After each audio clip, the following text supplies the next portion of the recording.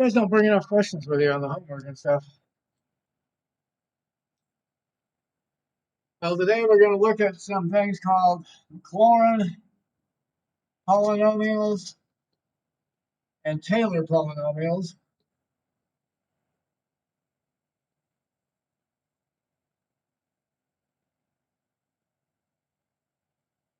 And these are eventually going to lead us back to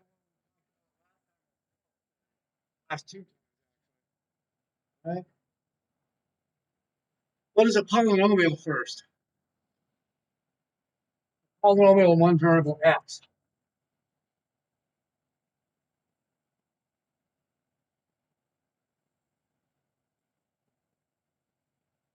This is an algebra concept, so you know it. Remember? It's a function of this form. F of x is a number which we'll call a subscript n times x to the nth power plus another number a n minus 1 times x to 1 power less plus dot dot dot plus a1x plus a0. So it's a number times a whole power of x plus a number times a whole power of x plus so on down to just a number times x to the 0 if you like.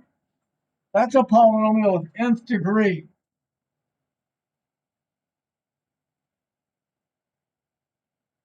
So if x to the n is the highest power,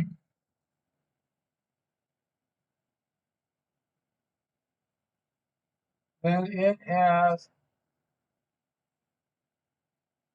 degree n.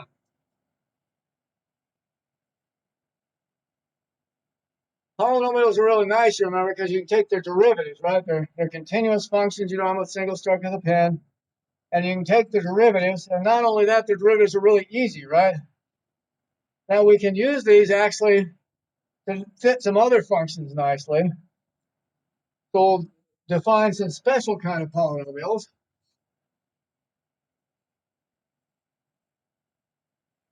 And we'll say this then, specifically,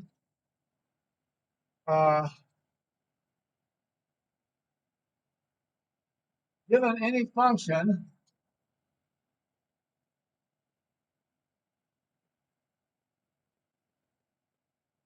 f of x with at least n derivatives,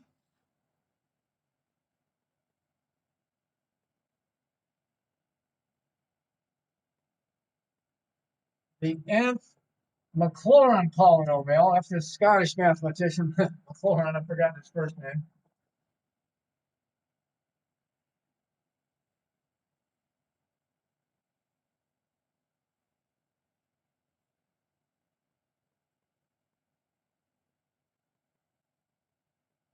Is this specific polynomial. So here's a general polynomial. These numbers a0 through an can be any numbers. And if an is not equal to 0 so that xn is the highest power, then we say it has a degree n.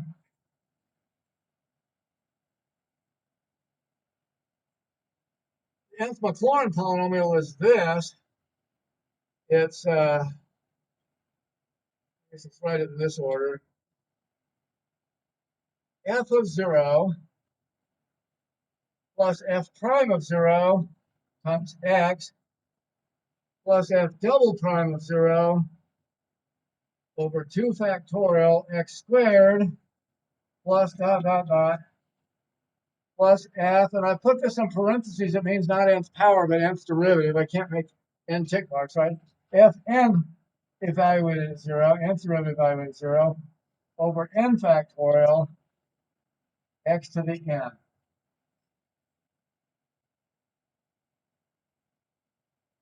That takes a long time to write out, right? So it's kind of klutzy to work with. We have this short notation. You're familiar with sigma notation, right, from doing integrals last semester. Some of the stuff we did this semester. This can also be written in brevity as sum k equals 0 to n, kth derivative of f at 0 over k factorial times x to the k. So this is sigma notation for the same thing. That's a little shorter to write, right? Call that equation 1. Why would this polynomial be so special? All right, you can see that this, I didn't bother to write it out, but you can put this over 1 factorial because that's just 1 and it's the same thing. And you put this over 0 factorial because 0 factorial is defined to be 1. And then you can see it's the same thing, right? So we usually leave these out here because who wants to do extra writing? But that's how it matches the formula. Why would these be so special? Here's why. Now, oh, and let's give a name here too. Equation 1. You're often denoted Pn of x. So polynomial of nth degree is that.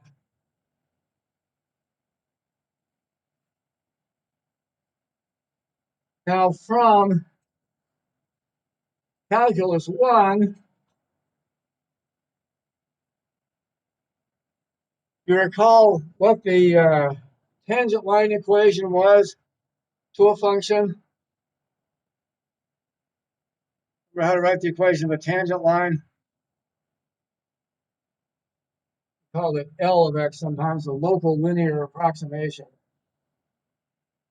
If you took f at x equals 0 plus f prime at 0 times x, this was actually the tangent line to a function at x equals 0. How do you know that? How do I know this is the tangent line?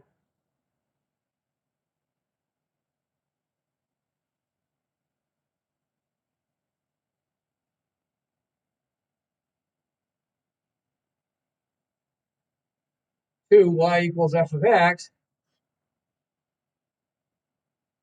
at x equals 0.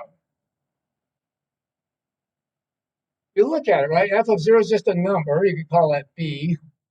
F prime, when you plug in 0, is just a number. You could call that m. So it's just an equation y equals mx plus b. It's a line, right? Now, what do we know about that line? We know if we plug in x equals 0, this one falls out, and we just get f of 0. So it's a line that goes through x equals 0, f of 0. And then if we take the derivative of this, well, the derivative of a constant is 0. Derivative of a constant times x is just 1 times that constant is f prime of 0. So this is a line whose slope, by taking the derivative, is f prime of 0 at x equals 0. And whose value at x equals 0 is f of 0, because you plug in 0 here. It's the tangent line, right? So because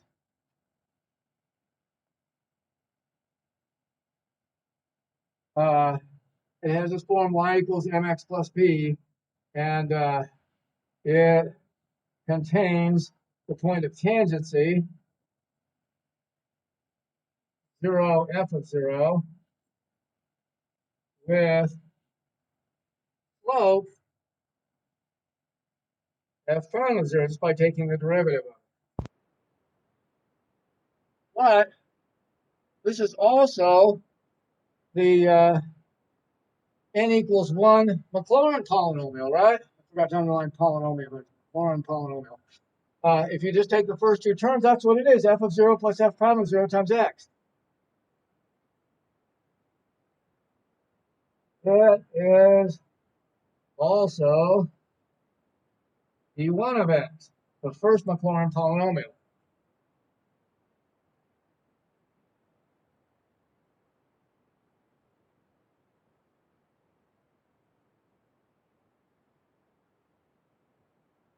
Now, suppose I wanted to take it a step further, though. Consider the second polynomial. Similarly, d2 of x, what is it if I just take the first three terms? This one, and this one.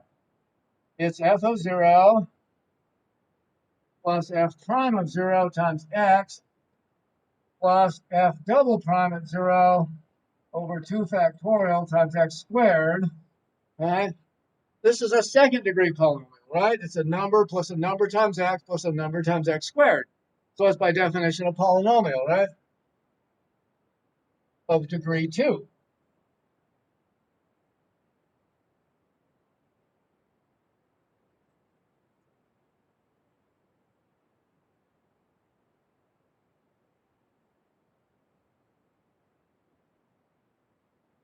And it has these nice properties.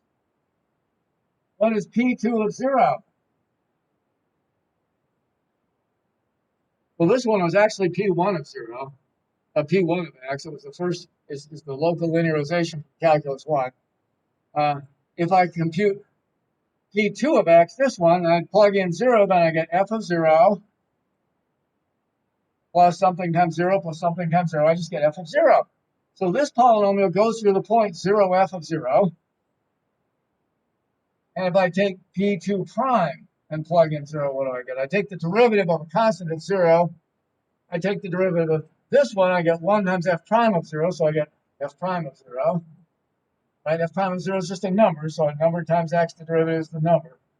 And I take the derivative here, it's 2x times this number, plug in 0, and I get nothing. So I get 0 plus f prime of 0 plus 0 when I take the derivative, right? And derivative plug in 0. Derivative of this is 2x times this number. Then I plug in x equals 0, I get that's the derivative of 0, and it's nothing. So only this term contains. Similarly, if you take the second derivative of P2 and plug in 0 afterwards, you get f double prime of 0. Can you see it?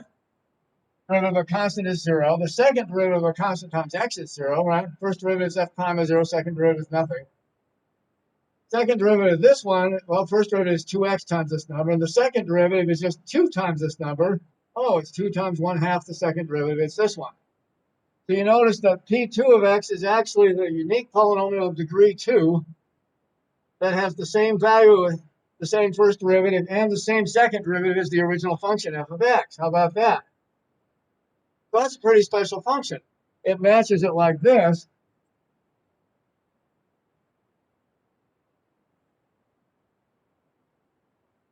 If you like. Here's y equals f of x.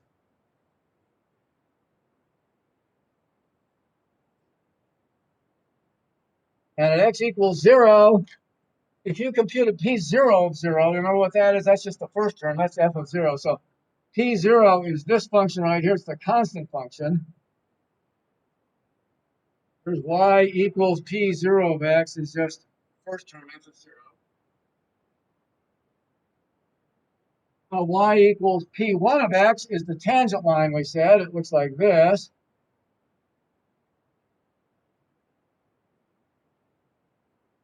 This is not P1, not P0, P0 of x, I'm sorry, is the constant function. This y equals P1 of x is the tangent line.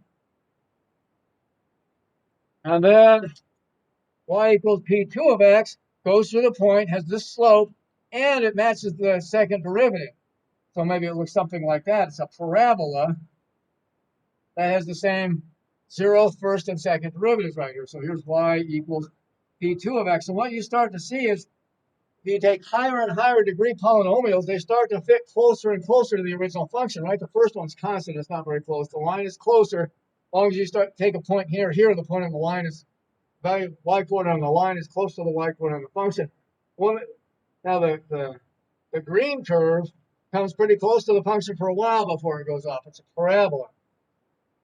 Then the P3 of x is a third degree polynomial. It can stay close longer and longer, and you start to realize that this is a nice way of fitting a polynomial to a more abstract function, this black one, y equals f of x. Right? So these are actually used in curve fitting. If you take a class in numerical methods, they'll use usually like third degree polynomials. They'll go another step after this and try and fit points on the function and also fit their slopes and so forth. But this is the property of Maclaurin polynomials. They fit the function at x equals 0. Now suppose I want to fit the function somewhere else. Let's say similarly, maybe for the people online, I better use black. the nth Taylor polynomial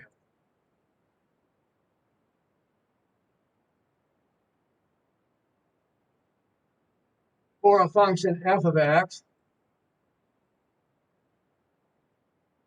with at least n derivatives at an arbitrary point x equals a. I think you both use x equals c. Let's use x equals c. Because you can write in sigma notation, k equals 0 to n, fk, instead of at 0, we'll take it at c over k factorial, x minus c to the k. So it's the same thing as before. You just replace x with x minus c, and you replace evaluation at 0 with evaluation at c. And what does that do? Just fits the function at the point c instead of at the point 0, actually. And so you can write this out. This is f at c plus f prime at c times x minus c plus f double prime at c over 2 factorial x minus c squared. This is the long way, right? Plus dot, dot, dot. And it goes up through degree n, and you get f nth derivative at c over n factorial x minus c to the nth power. So you get x to the nth power is the highest, n to the nth degree polynomial. And for now, let's also call that Pn of x. You just have to say whether you're talking about the Maclaurin or the Taylor polynomial then. So there's the Taylor polynomial, and it also does the same thing, except at x equals c.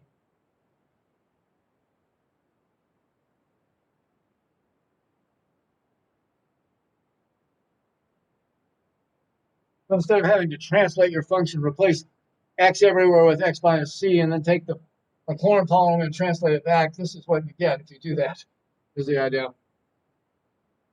Let's try an example so we just have some sort of an idea of what this means. Find second Maclaurin polynomial. What's the difference between a Taylor polynomial and a Maclaurin polynomial now?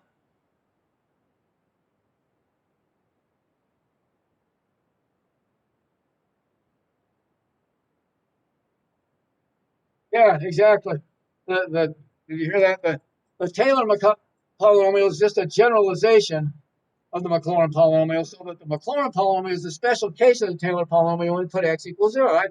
I put x equals 0, it just becomes the same formula from the Maclaurin polynomial. So maybe I should say the Maclaurin polynomial here is the Taylor polynomial at x equals 0. I don't have room for it. The Maclaurin polynomial is the special case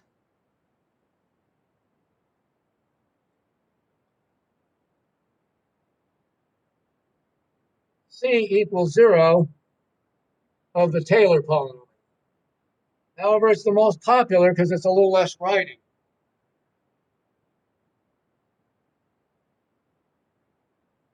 All right, so find the second Maclaurin polynomial.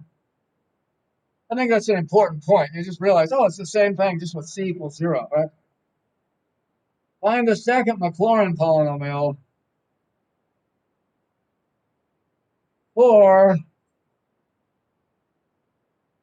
one of our favorite functions, y equals e to the x. So f of x equals e to the x. We want to find the second Maclaurin polynomial for that.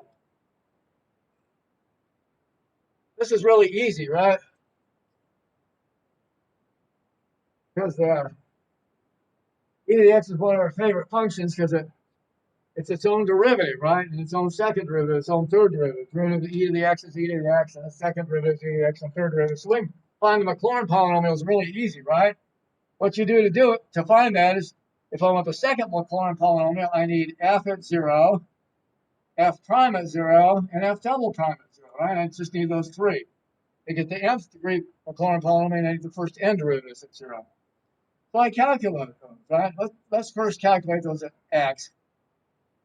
f of x is e to the x, its derivative is e to the x, and its second derivative is e to the x, right? And so f at 0 is e to the 0 is 1. F prime at 0 means plug 0 into this one, and you get e to the 0 is 1. F double prime at 0 means plug x equals 0 to this one. I take two derivatives, then plug in 0, and you get e to the 0 is 1. And so, nicely, I picked the easiest example, second easiest example. All the derivatives are 1. I guess you'd make all the derivatives 0, but this is pretty easy, right? Those are the three derivatives I need. And now by equation 1, I should have put 2 next to the Taylor polynomial, but we'll get it. So P2 of x by the formula that we wrote down, by 1 if you like, or I wrote it down previously,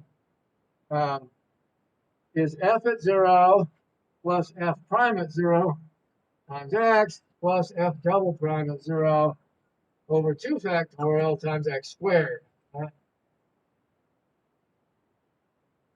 So it's all the derivatives were 1. It's 1 plus 1x plus 1 over 2 factorial x squared. It's 1/2 x squared, right? 2 factorial just means 2 times 1, so it's 2. Plus x plus 1.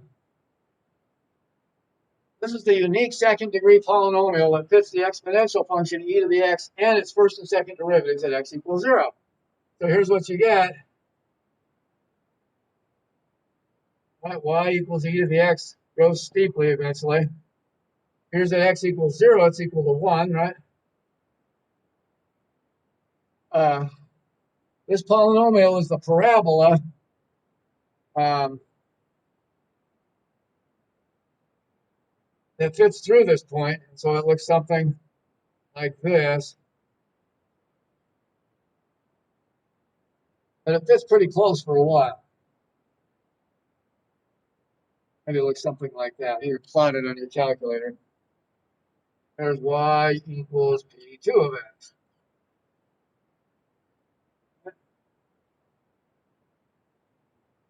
Those are nice for making approximations. Maybe this can approximate the e to the x function for a little further, right?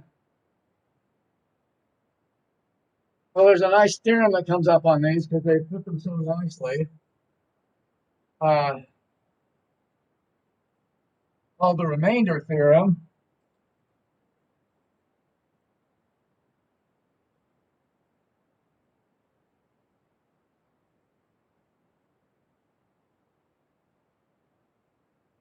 If f of x has, I may not state this exactly like the book does. There's a couple different versions of this, but if f of x has n plus 1 continuous derivatives, this is real close to the way they put it.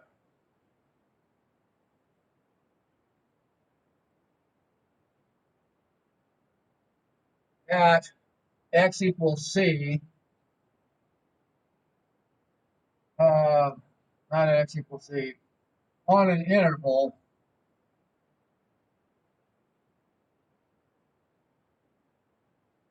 containing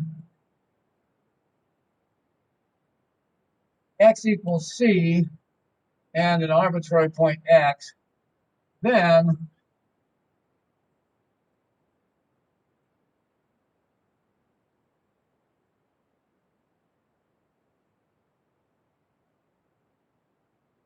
the remainder difference between the actual function and its nth Maclaurin polynomial, or Taylor, we'll do it for the Taylor case, just to be more general. So the remainder Rn of x will be the actual value of the function at x minus the nth Taylor polynomial at x. That'll be the remainder. Satisfies that the absolute value of that error, right? Rn of x, the remainder is the error, is less than or equal to, well, I just put it the way the book does.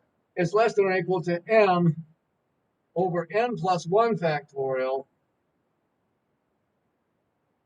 f n plus first derivative at some intermediate point C instead of C, C, Greek letter. Let me write that. I'm sorry. X minus C to the n plus 1. So there, M is an upper bound, and this is where it's an upper bound in the book, and I'll say if it happens to have an n plus 1 derivative continuous, then you can write maximum. So if you have a continuous derivative, you can write maximum. I think it's easier to follow. If it's not continuous, you can still put upper bound. Maximum over all numbers C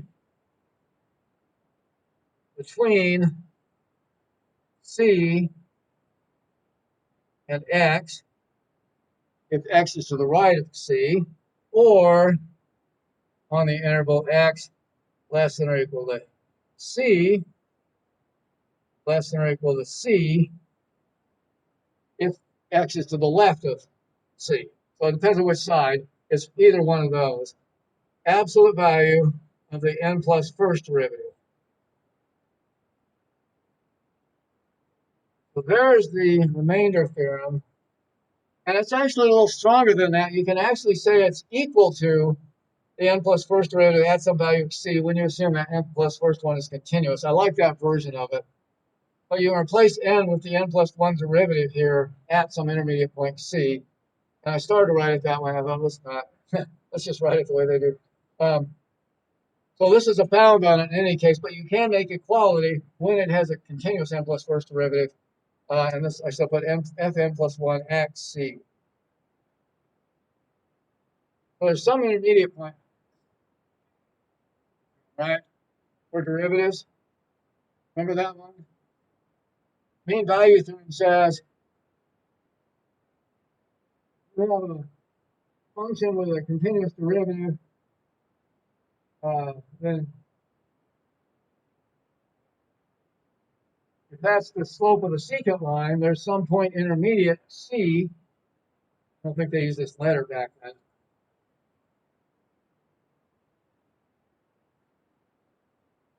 Between A and B, let's see if the slope at C is the same as the slope of the secant line, f of B minus f of A over B minus A. So this is the slope of the secant line. This one is the tangent slope at C. And the mean value theorem said that there's some point in the middle, A or B or something in between. There might be more than one point, but it says some point in the middle, the slope of the tangent line is equal to the slope of the secant line. That look familiar? That's used in a lot of proofs. That's where this thing comes from. You don't, because you don't know what C is in this in general, when you do the proof of this using mean value theorem, then you don't know what C is either, but you can show that there is some point in the middle where this is exactly equal to the n plus first column, and hence it's bounded by the maximum of it. All right. I just want to point out one.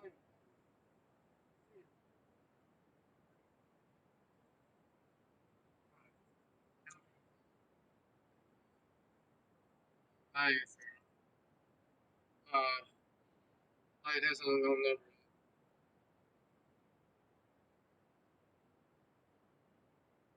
All right, and so now we can do nice things like this.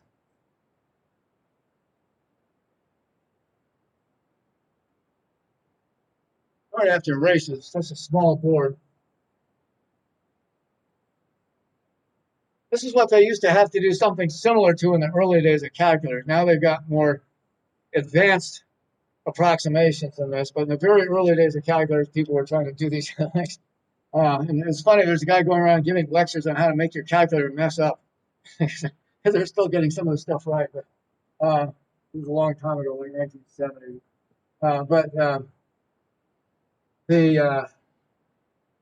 Suppose we want to find a bound similar to what you did with the alternating series, right?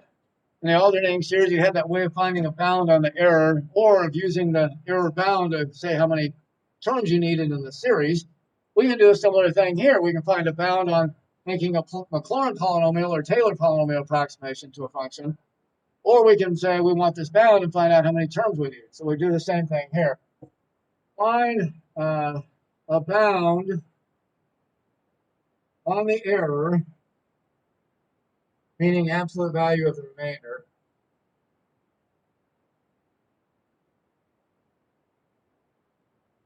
I should call it the absolute value of the error. And numerical methods are where you do computer approximations, number crunching to approximate solutions. Like maybe I don't know exactly where, here's y equals sine x, and here's y equals 1/2 x, y equals sine x. I don't know exactly where this intersection point is, but I can take a computer and crunch down closer and closer by taking a sequence of tangent lines or something. And there's numerical methods to crunch closer and closer. So that's what numerical methods are. They crunch closer and closer to solutions, approximate solutions in any case. They don't necessarily iterate like that. They make approximations with number crunching. And in those methods, they'll sometimes use this kind of thing. Suppose I want to find a bound on the error, meaning the absolute value of the remainder.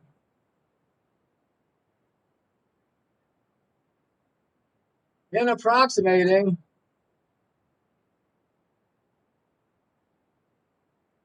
y equals e to the x by its second Maclaurin polynomial that we just derived,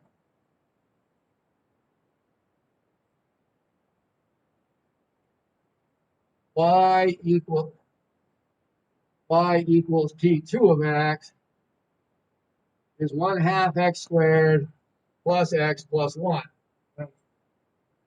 How close do they match? Or, let's say, minus 0.1 less than or equal to x less than or equal to 0.1. There is no bound on the error if I go infinitely far out, because eventually the parabola wanders infinitely far away from the exponential function. The exponential function number grows much faster than any polynomial. But if I'm just restricted by calculator, I want to make a calculator approximation, and I don't have an e to the x function on there, I can use this polynomial to estimate it in my calculator, right? So what do? We say the error bound, the absolute error, sometimes we'll just call it error, is the absolute value of R2 of x, since I made a second degree approximation, is less than or equal to m over 3 factorial times absolute value of x minus 0 to the 3, right? Maclaurin polynomial has c equals 0, so x minus c to the 3 is x minus 0 to the 3. Right, this is n equals 2. So I used a second degree polynomial. So I take n plus 1 factorial is 3 factorial, n plus 1 power is third power, and c is 0 since I use Maclaurin polynomial. Now what's m? M is the maximum, right? These both have arbitrary derivatives, continuous derivatives, and so I know that I can use maximum rather than just an upper bound. This will be the maximum for c in the interval I'm interested in, right? Minus 0.1 to 0.1 of the absolute value of the third derivative of e to the x, evaluated at intermediate point c. But the third derivative of e to the c is e to the c. So this is maximum over x between c between minus 0.1 and 0.1 of absolute value of e to the c. How do I maximize that? Well, I find the largest value in the interval. That's an easy question. Before class, you probably could have answered it. But I think it's a trick. Just remember that e to the c is an increasing function, right? It goes like this. So where's its largest value? Right in point. If I take it from minus 0.1 to 0.1, its largest value is at 0.1. So I'll plug in 0.1. So this is e to the 0.1 is its maximum. Now I've got it on it here. Hence, error, absolute error, is less than or equal to m, which is e to the 0.1, over 3 factorial times x minus 0 cubed. Well, what's the biggest x can be if I'm considering an arbitrary x? And here the biggest it can be is either when I put in 0.1 or minus 0.1, I'll get 0.1 cubed. So 0.1 cubed, when I put in an endpoint, that's the largest. And there we go. That's the bound. Put it in the calculator.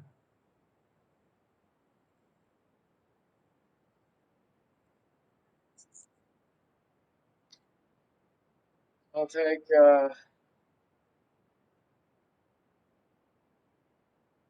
e.1 divided by 6, right? This is 3 times 2 times 1 is 6. And times 0.001, and I get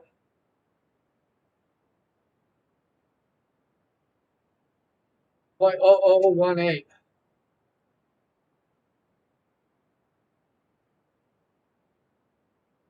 And a bunch of stuff. So it's approximately bounded by 0.0002, if you like. And well, so the error is never bigger than that, which means you have at least 3 decimal place accuracy just by doing this polynomial instead of the exponential function 1.1. This thing becomes much less accurate. If you go out to x equals 100, then the same bound is pretty bad because you have 100 cubed instead of 1. That's a million times this, and then bound, right? But what happens is if you were to take higher and higher for a lot of these functions, things get better and better. But eventually, this is accurate as you want. I'll make this point that for some functions,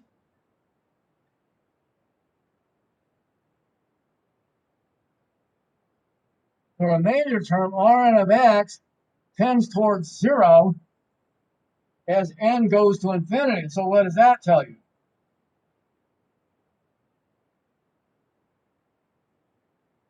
In this case, if the error at every single value of x is going to 0, regardless of what x is, f of x is actually equal to the limit as n goes to infinity of the Maclaurin, nth Maclaurin polynomial. Sum k equals 1 to n of f k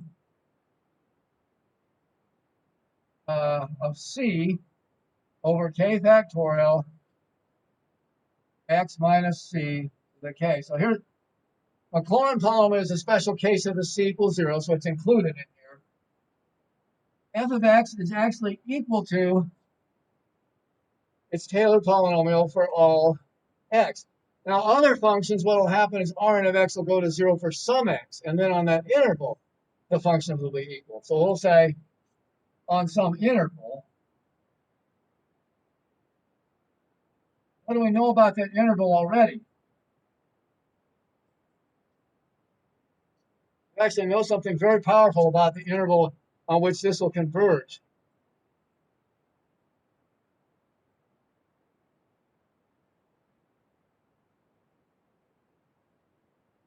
Interval where this converges, which might be different than where Rn of x goes to 0, actually, but is always a symmetric interval of some radius, right? This is actually a power series. This is a special case of a power series where these are the AKs. That's all this is. That's what we got around to after all this. If you take a Maclaurin polynomial and take the limit as the degree of the Maclaurin polynomial or Taylor polynomial goes to infinity, you get a power series. But this is a power series at C. And so we know something about its convergence. And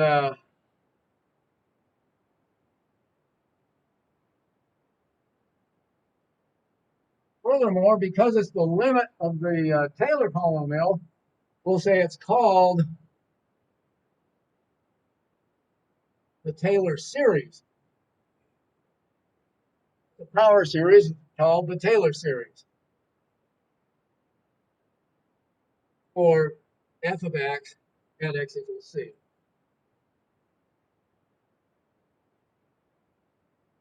We're going to have to continue this next time, but I think, see, this is pretty powerful. If you know this eventually converges, you can use it to approximate functions. And what's more, this power series is unique. Uh, if it actually converges to the function you want, it is the unique power series that converges. And so it's a real nice way for people in numerical analysis and other fields to analyze and approximate functions. All right, so we'll pick that up next time, then. Uh, Nice rest of your day. Let's do it.